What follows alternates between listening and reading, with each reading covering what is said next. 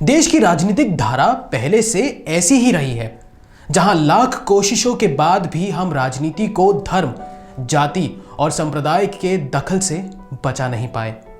देश की इस राजनीतिक मंशा ने कई बार देश को ऐसे मुश्किल में डाला है। राजनीतिक पार्टियां अपनी राजनीति करती रही हैं और देश मुश्किलों में फंसा रहा।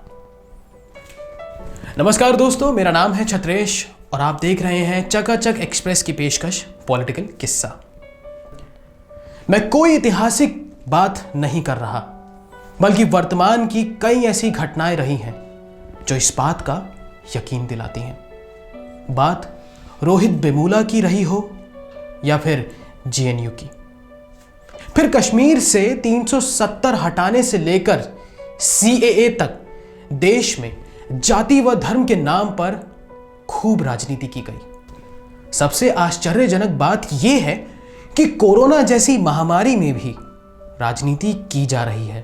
बेशक विरोधी धारा के लोगों को यह अधिकार है कि वो इस महामारी में सरकार की असफलता और उसकी कमियों के लिए उसकी आलोचना करें, लेकिन यह विरोध राजनीतिक बेहतरी के लिए नहीं, बल्कि व्यवस्था की बेहतरी के लिए होना चाहिए। मगर यहां जो कुछ हो रहा है वो खालिस राजनीति के लिए किया जा रहा है।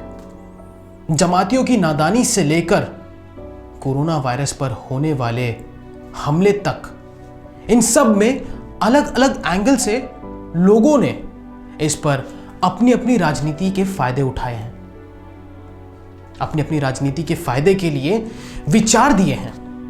यहां तक कहा गया है कि सरकार एक धर्म विशेष पर दोष मोड़कर उनका लानत मलामत करना चाहती है।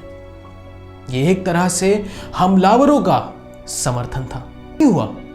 शुरुआत के दिनों में कुछ दलों और राज्यों ने लॉकडाउन पर भी आपत्ति जताते हुए इसे गरीबों पर आफत ढाने के रूप में प्रस्तुत किया था, लेकिन अब उन्हें यह बात समझ में आई तो वो लोग फिर ये कहने लगे कि केंद्र सरकार ने लॉकडाउन के फैसले में देर की है, जिस कारण कोरोना मामले इतने ज्यादा बढ़ गए हैं। अब इस बात को लेकर राजनीति हो रही है कि हमलावरों को कितनी और कैसी सजा दी जाए।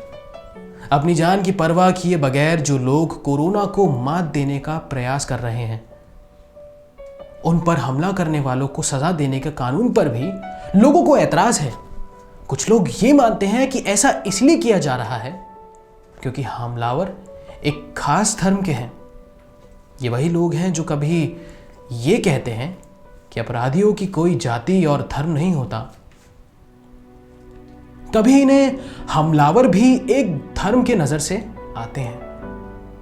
देश में 30,000 पार हो चुके कोरोना मरीजों के बाद भी राजनीतिक रुकी नहीं। झारखंड से लेकर यूपी तक कोरोना में धर्म के इश्यू बनाकर चालें चली जा रही हैं।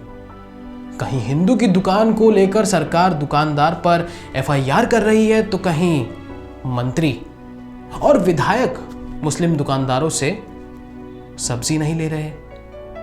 कोरोना से पहले शायद ये किसी को इल्म ना रहा होगा कि लिम्पट राजनीति इतना निष्ठुर और असंवेदनशील भी है, लेकिन अब लोगों को यह समझ में आ रहा है कि राजनीति के लिए ना तो मौत और ना ही किसी का जीवन महत्वपूर्ण है।